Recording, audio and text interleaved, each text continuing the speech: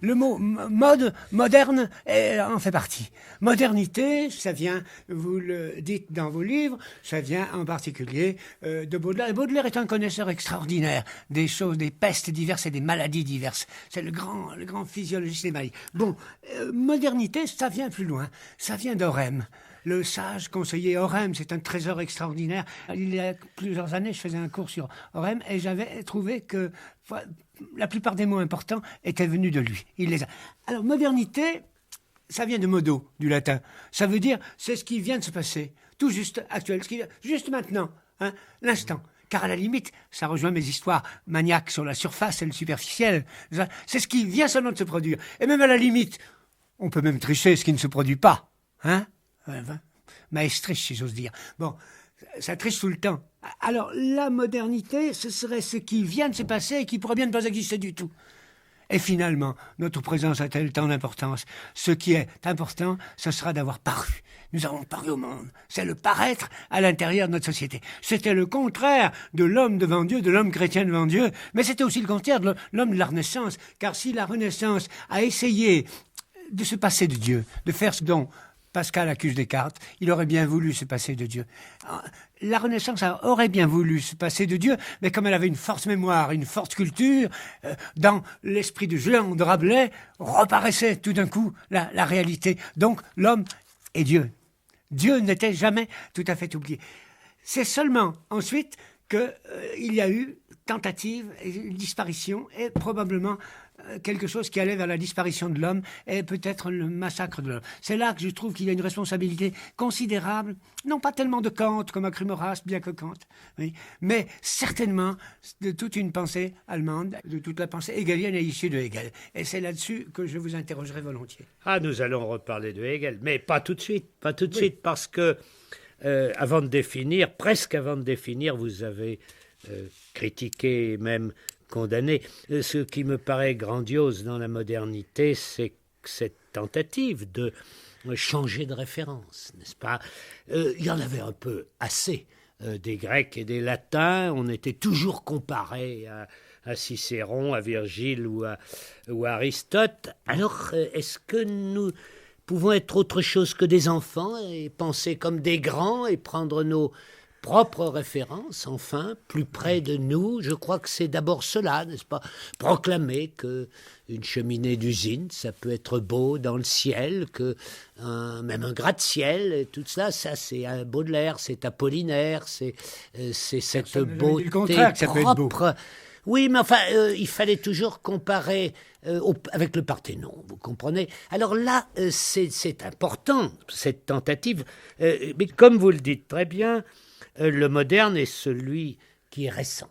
Et d'où le problème, c'est que le moderne change toujours, il n'en finit pas de changer, d'où l'apologie du nouveau et la fatigue de la nouveauté, parce que s'il y a toujours du nouveau, il n'y a plus de nouveauté. Finalement, c'est le drame de la modernité, et c'est de là que les post-modernes, parce que c'est qu'on n'est plus moderne maintenant, on est post-moderne. Vous êtes au courant? Je suis au courant. Parfait. Bon, eh bien, on est post-moderne, c'est-à-dire qu'on prend la modernité comme référence. Alors là, effectivement, nous sommes devant ce problème que vous avez bien posé, à mon avis, d'un humanisme qui a voulu se passer de Dieu, qui a érigé l'homme en divinité, et cette divinité, ma foi, elle s'est effondrée comme une idole carnivore. C'est terrible ce que nous avons vécu et qui est effectivement la fin d'une croyance dans le progrès, dans toutes ces divinités c'est le mot qu'il fallait prononcer, le progrès. Oui, de l'époque dite moderne, et que la modernité s'est infligée elle-même le plus sanglant des démentis, n'est-ce pas, avec des millions de morts et cette tentative de faire de l'homme le Dieu de l'homme, Eritis sicut Dei, mais d'une autre manière. Vous voyez que le socialisme était bien à l'image de Dieu, d'une certaine façon, et sa caricature, mais il en portait un reflet. Polythéisme, alors, oui. Parce que c'est coup de DI. Tout cela, non, il y a une idée de l'homme, une idée générique de l'homme, comme dit Marx, qui aurait dû guider les révolutionnaires, mais qui s'est effondrée pour des raisons que nous allons peut-être pas examiner maintenant. Mais la question posée, et que je vous pose et que je me pose aussi, et je me la suis posée en particulier à propos de l'enseignement, parce que s'il y a une tâche qui, elle, ne peut être moderne, c'est bien l'enseignement. Vous êtes d'accord avec moi? Absolument. On n'enseigne pas le lendemain, on n'enseigne pas l'avenir, on n'enseigne même pas le présent. C'est le passé que l'on enseigne, oui, mais, comme disait Aristote, il faut partir des questions d'aujourd'hui. Alors la question que je me pose... Avec tout de même derrière la tête l'idée que ce passé peut être prophétique. Voilà, oui, nous sommes, bien sûr, sinon ça ne serait pas intéressant. La question que je me pose est la suivante. Pour notre société, quel humanisme, quelle tradition réellement? Eh bien, il y a une tradition européenne, c'est certain. C'est peut-être pas l'Europe au sens où on en parle maintenant, mais il y a une tradition européenne. Il y a, dans la communauté de langage, dans la diversité, le fait d'ailleurs que le travail philologique soit si passionnant et que le passage d'une langue romane à une autre soit toujours plein d'enseignements. Le fait qu'il y ait quelque chose qui s'appelle l'étymologie qui fait sourire les imbéciles et surtout les ignorants, parce que ça exige un effort assez grand, le fait que l'étymologie, ça existe au sens des Grecs. C'est les Grecs qui avaient trouvé ça. Ils ont raconté des tas de choses qu'on a rappelées, rapportées, bégayées. Ça ne m'intéresse pas, ça. Mais ça, même le mythe d'Antigone ne me paraît pas l'essentiel des Grecs. Ce qui m'intéresse chez les Grecs, c'est qu'ils ont inventé étymos logos. Le discours vrai. Et le discours vrai, c'est le sens vrai, c'est le mot vrai. Il y a donc une vérité du mot. Il y a donc une vérité du langage. Il y a une vérité de la parole. Et quand cette vérité de la parole est atteinte le moindre peu, quand on y touche, qu'on cesse d'y croire, tout est perdu. Alors, la croyance fondamentale au langage, voilà ma base. Alors cette fois, 100% d'accord avec vous. Mais 100%, sauf un petit point de détail, je voudrais une précision. Vous parlez de langue romane. Pourquoi n'envisagez-vous la traduction? Parce que la bonne connaissance de notre langue maternelle, nous l'avons acquise d'abord dans le primaire, mais ensuite dans le secondaire, lorsque nous nous sommes confrontés au latin et au grec. Nous sommes d'accord. Oui, bien sûr. L'exercice du thème et de la version est un exercice éminemment salutaire. Nous sommes d'accord. Pourquoi dites-vous que la langue romane, nous en venons à ce problème? Les langues romanes, ce sont les langues romanes. Ça veut dire que qu'on n'est jamais tout à fait étranger à un texte roumain ou un texte portugais. Vous voyez ce que je veux dire? Quand on a une bonne possession du latin. Et que même, je me suis aperçu par le skate, qui est un instrument de travail admirable, qui est le seul bon dictionnaire étymologique que je connaisse, que les 3/4 de la langue anglaise, les 3/4, j'exagère, mais une bonne moitié de la langue anglaise, c'est du latin. Permettez-moi là, non pas une critique, parce que sur le fond, je suis d'accord avec vous. Je me nourris des dictionnaires d'étymologie. Voilà. Mais nous sommes devant un problème. Vous allez dire que je vous objecte toujours à partir des faits. Mais le fait est que je me suis renseigné, figurez-vous, au ministère de l'Éducation nationale pour connaître le nombre des élèves du secondaire qui, dans les établissements publics, je dis bien publics, parce que dans le privé c'est différent, apprennent à la fois le latin et le grec. Eh bien, 1 pour 1000. Je suis obligé de vous interrompre, car j'ai un petit-fils parmi mes petits-fils. J'en ai un qui a 14 ans, qui est en seconde, quoi. Bon, et avec qui je travaille. Alors, vous lui apprenez le latin et je lui apprends en même temps le latin et l'anglais, et je lui apprends l'anglais avec le skate, et en lui montrant que c'est bien dommage que Guillaume il a bien de la chance. Son opération. Votre petit-fils a bien de la chance, et vous aussi d'ailleurs. Mais je crois que nous, bien sûr, que nous devrions aussi prendre ça d'une façon plus large et nous mettre en face de ce problème terrifiant, Boutan, c'est que en troisième, il y a une majorité d'élèves qui savent à peine lire et écrire leur propre langue. Eh bien, tout l'enseignement de la République a fait faillite et c'est abominable. Et le grand-père de ma femme, qui était instituteur primaire, ne souffrirait pas cette idée, il en souffre dans l'au-delà. C'est insupportable. Mais j'en souffre aussi. Mais encore une fois, qu'est-ce que vous proposez? Envoyer tous ces gens se rhabiller, faire des stages, qui fassent des stages pour apprendre à apprendre, pour apprendre à enseigner. C'est beaucoup plus grave, Boutan. La tragédie de l'enseignement n'est pas propre à la France, où il y aurait pourtant bien des raisons qu'elle lui soit propre. C'est un affaissement de cette vitalité, de cette croyance en soi qui fait qu'une société, comme disait Peggy, n'ose plus s'enseigner. C'est pas seulement le fait qu'on a des enseignants ou des profs qui ne sont pas assez compétents. Ils n'y croient plus, ils sont découragés, n'est-ce pas? Parce qu'ils ne sont pas soutenus par ce que vous appelez le peuple, n'est-ce pas? Oui. Le jour où la France se mettra en état d'enseignement. Et je crois que c'est primordial, qu'il faudrait décréter une mobilisation générale avec des affiches que tout le monde doit apprendre le français à tout le monde. Vous voyez, j'ai enseigné 10 ans à l'école polytechnique.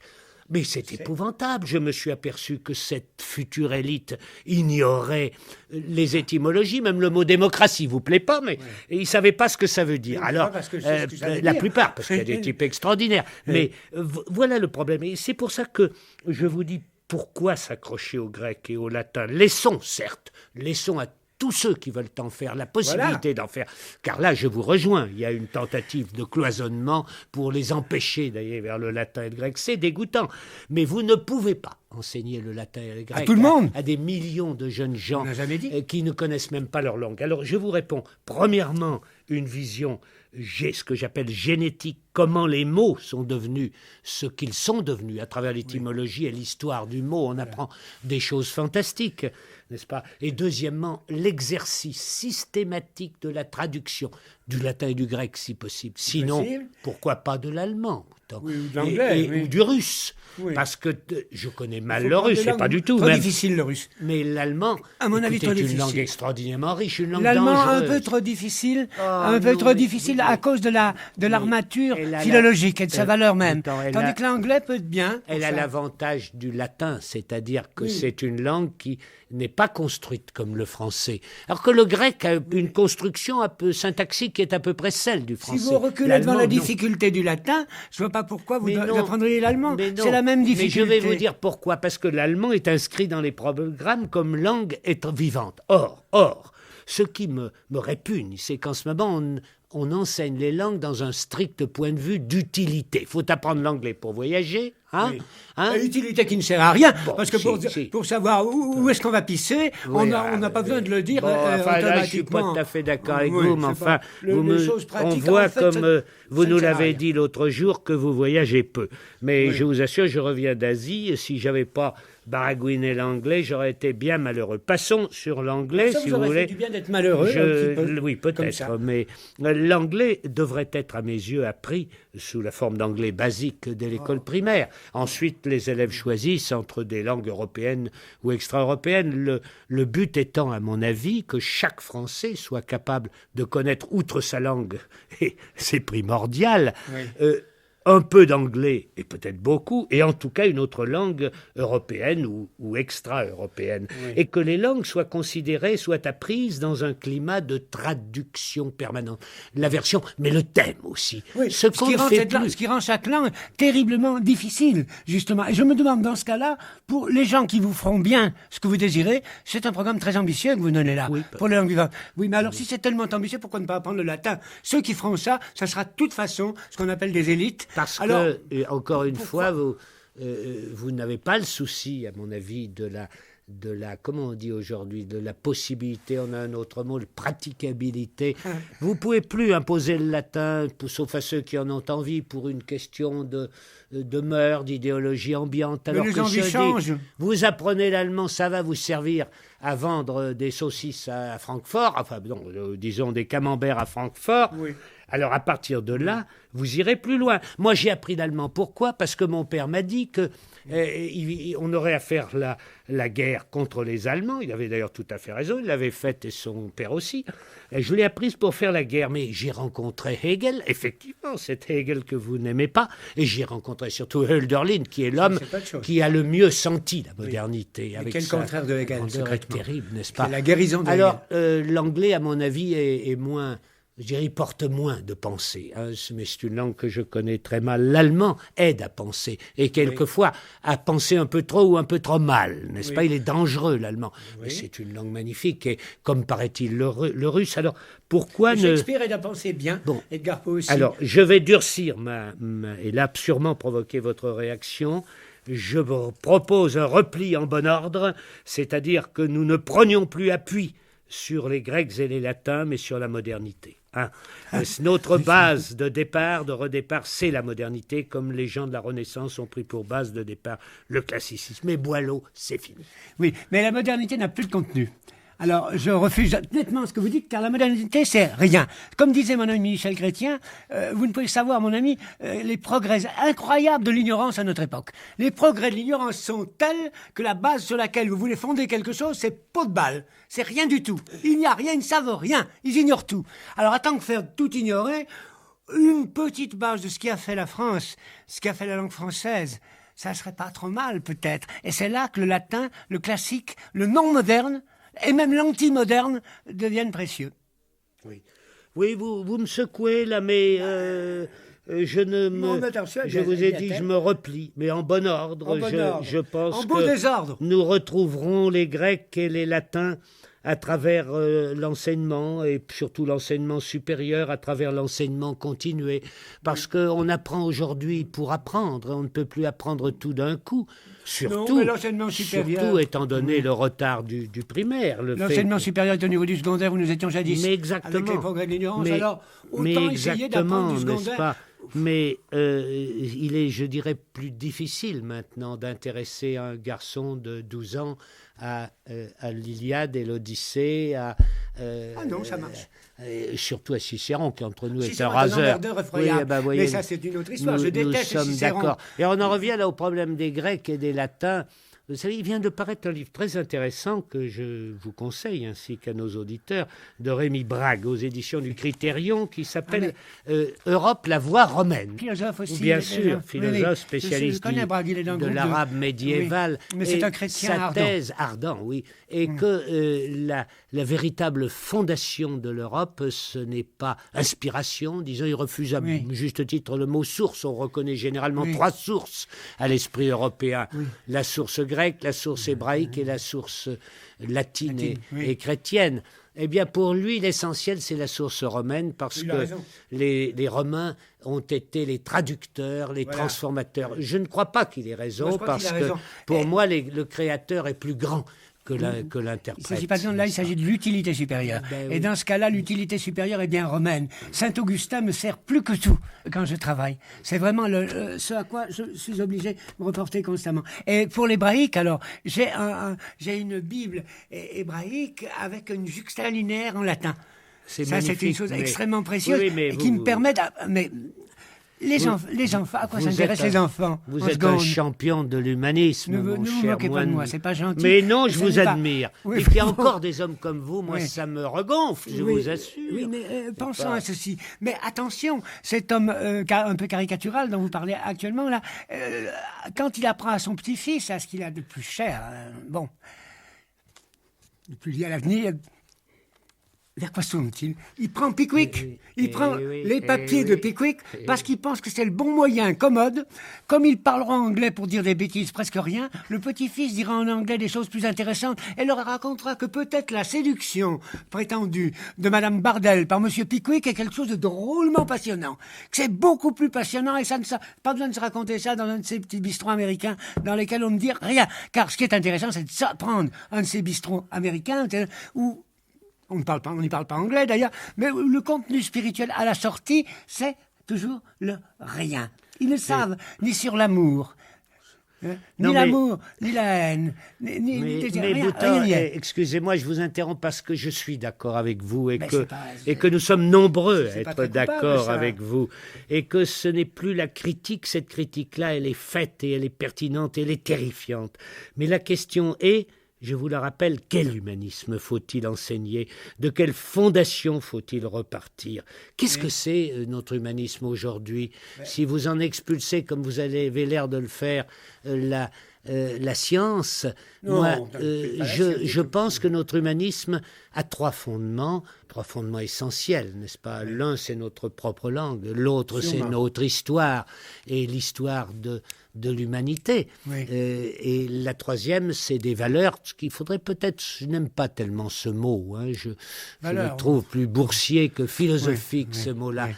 Mais le troisième, disons, c'est la philosophie. En latin, ça veut dire la valeur militaire aussi. En disant plus simplement que c'est la question de l'être qui a été posée par les Grecs et pas par les Latins. J'en tiens pour les Grecs et vous en tenez pour les Latins, sans du tout renier les Grecs, je le reconnais. Du tout. Mais je vous pose cette question car l'idée m'est venue que il fallait, resserrer, je prends encore des métaphores militaires, resserrer notre dispositif. On ne peut plus remonter jusque trop haut, et faire ce que nous avons fait, vous et moi, qui lisions grec et latin à livre ouvert à l'âge de 17 ou 18 ans. Oui. Ce n'est plus possible pour des milliers de raisons que je suis le premier à déplorer.